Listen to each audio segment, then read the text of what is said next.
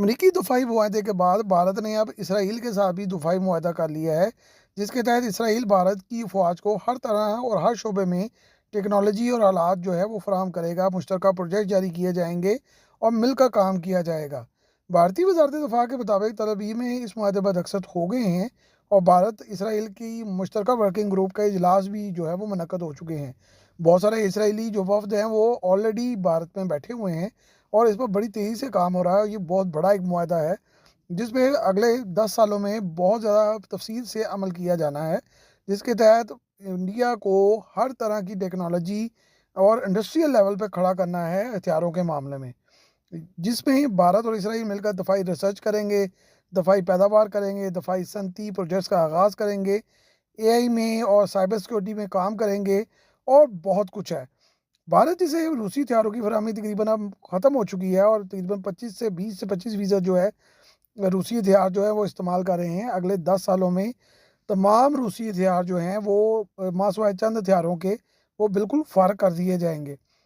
بھارتی دفاعی strategic alliance کا خواہاں تھا جس میں وہ ٹیکنالوجی اور صنعتی پروجیکٹ چلا سکے، کیونکہ وہ بہت عرصے سے روس پر ڈپینڈنٹ تھا، لیکن اب انہوں نے اٹھ کر یورپ، اسرائیل اور امریکہ پر اپنا سارے کا سارا جو ہے وہ انحصار کر دیا ہے۔